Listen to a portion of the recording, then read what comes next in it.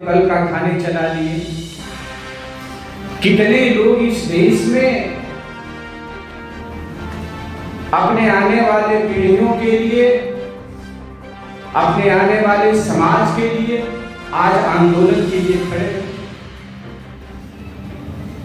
यह जो आयोजन किया गया है, इसमें देश के कोने कोने से जो हमारे सम्मानित साथी उपस्थित हुए हैं, इसमें तमाम हमारे अधिकारीगण उपस्थित हैं, सामाजिक कार्यकर्ता हैं, उन महापुरुषों की वजह से हैं जो हमारे पहले, आजादी के पहले और आजादी के बाद संघर्षों का जो परिणाम हम यहाँ उपस्थित होकर के आज यह सम्मेलन कर रहे हैं। हम क्या कर रहे हैं, ये वर्तमान समय के लोग क्या कर रहे हैं, हमारी आने वाली पीढ़ियां हमें क्या करेंगी। हमारे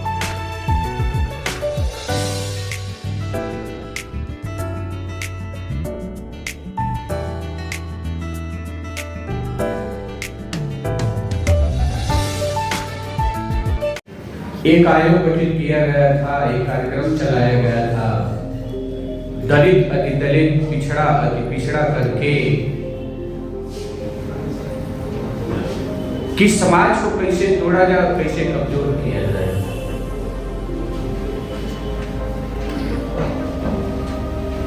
उस समय से जो दलितों के विरुद्ध, दलितों के हितों के विरुद्ध अनवरत काम कर रहे हैं, अनवरत प्रयास कर रहे हैं कि इनको कैसे खंडित किया जाए, इनको कैसे तोड़ा जाए, वो अपने कार्यक्रम में सफल होते हैं। यह जो फैसला आया है, संवैधानिक हमारे जो अधिकार हैं, इस आजादी के इतने वर्षों के बाद इतने अब तक पूरे हो पाए।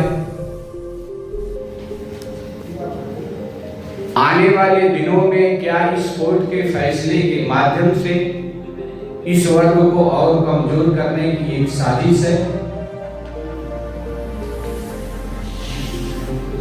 क्या इस कोर्ट के फैसले के विरुद्ध अपनी दलित एकता को बनाए रखने के लिए इस देश की राजनीतिक जो पार्टियां हैं, क्या इस तरह के हम प्रयास कर सकते हैं इस सम्मेलन के माध्यम से कि हमारा जो संवैधानिक अधिकार है, जो हमें बाबा साहेब अम्बेडकर ने विपरीत परिस्थितियों में चल करके जो अधिकार दिलाया था, इस आरक्षण को किसी दूसरे वर्ग को नॉन अवेलेबल, एनएफएस और तमाम माध्यमों से जो रोक देने की जो इनकी साजिश थी, उसी पे चल रहे हैं। हम क्या कर सकते हैं? क्या हम लोग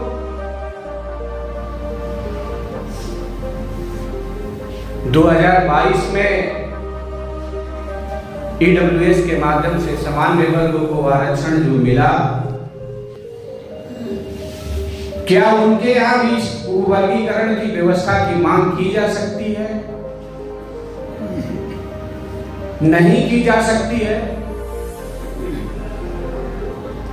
हम उससे संबंधित नहीं है, प्रश्न खड़ा हो सकता है। हम उससे आज नहीं, हमारे अधिकारों का हनन नहीं हो रहा है, ये बातें आ सकती हैं, लेकिन आवाज तो उठनी चाहिए। हम इस देश के वासी हैं, हमारे हकों का विरोध कौन कर रहा है? ये वही लोग हैं परोक्ष रूप से जिनके पास जमीनें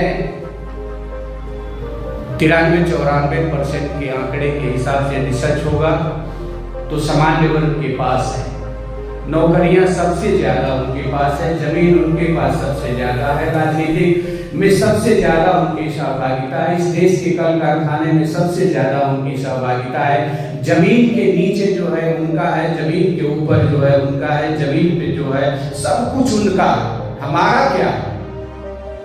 क्या इस देश को बनाने में हमारे महापुरुषों ने अपनी आहुति और समय नहीं दिया?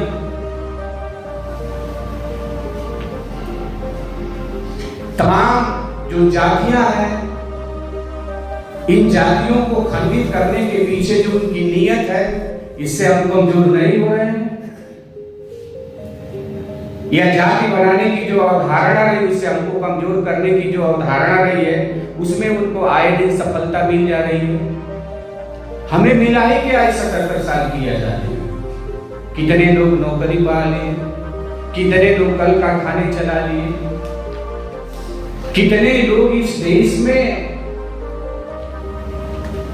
अपने आने वाले पीढ़ियों के लिए, अपने आने वाले समाज के लिए आज आंदोलन के लिए खड़े हैं। यह जो आयोजन किया गया है, इसमें देश के कोने कोने से जो हमारे सम्मानित साथी उपस्थित हुए हैं, इसमें तमाम हमारे अधिकारीगण उपस्थित हैं, सामाजिक कार्यकर्ता है, उन महापुरुषों की वजह से हैं जो हमारे पहले, आजादी के पहले और आजादी के बाद संघर्षों का जो परिणाम हमें यहाँ उपस्थित होकर के आज यह सम्मेलन कर रहे हैं। हम क्या कर रहे हैं? ये वर्तमान समय के लोग क्या कर रहे हैं? हमारी आने वाली पीढ़ियां हमें क्या कहेंगी?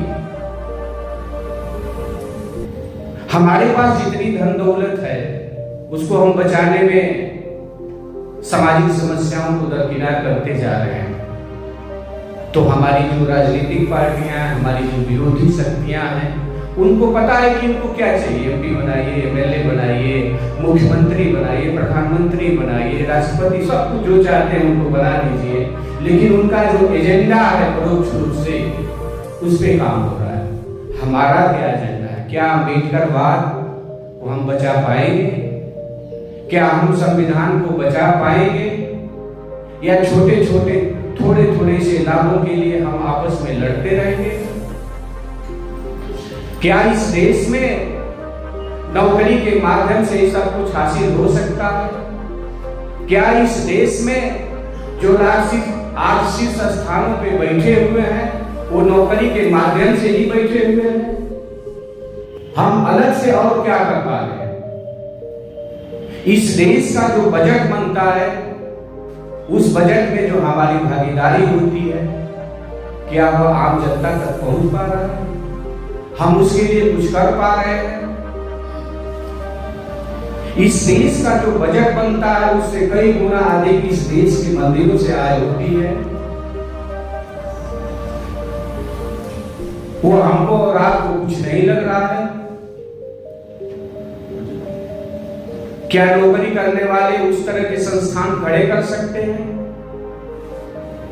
हमको इस सम्मेलन से जो मेरी अपनी विचारधारा है, जो मेरा अपना मानना है, और मेरी आप सबसे गुजारिश है कि सुप्रीम कोर्ट का जो फैसला आया है, उसको लग रहा है कि दलित समाज के हमारे कुछ भाई जो जातियों में बटे हुए हैं, उनका प्रतिनिधित्व नहीं हो पा रहा है, तो वह हमारा और आपका दोष नहीं है, वह नियत और नियम का दोष है।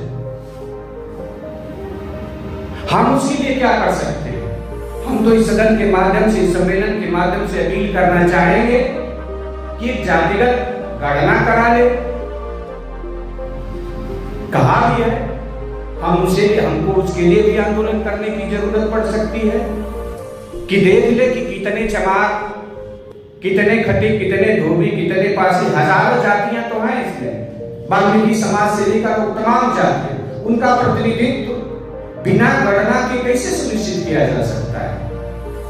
तो हम लोग चाहेंगे कि हमारी एकता बनी रहे। मैं सबका सम्मान चाहती हूँ। जितनी भी शेड्यूल कास्ट, शेड्यूल ट्राइब्स की जातियां हैं, हम अपनी एकता को बनाए रखने के लिए, हम अपनी आने वाली पीढ़ियों की एकता को मजबूत करने के लिए सरकार को यह आंकड़ा करें, हम प्रयास करें कि जिनका प्रतिनिधित्व तो नहीं हो पाया है, उनके लिए स्पेशल अभियान चला करके उनकी भर्ती कर दे,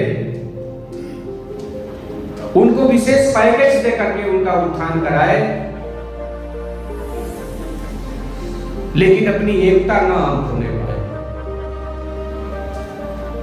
साथियों, हमारे इस सम्मेलन में बहुत ही प्रबुद्ध वर्ग उपस्थित है। हम सब गांव के रहने वाले कुछ लोग हैं। मैं राम भवन प्रसाद, उत्तर प्रदेश के आजमगढ़ मंडल के जनपद मऊ का एक छोटा सा सामाजिक कार्यकर्ता, जिसको चलने फिरने के भी साधन संभव नहीं है। यहाँ आने और जाने में 5,000-6,000 रुपये का खर्च है। बड़ा सोच और समझ करके पिछले दिनों जब हम सब साहब के नेतृत्व में माननीय धीरेन्द्र जी, माननीय दारापुरी साहब और लोगों के बीच में जब लखनऊ में उपस्थित हुए तो लगा कि जो गांव की पीड़ा है वो दूसरी तरह की पीड़ा, वो समझ नहीं पा रहे। लेकिन यहाँ आने के बाद पता चला कि नहीं, हमको और बाहर निकल करके काम करने की जरूरत है।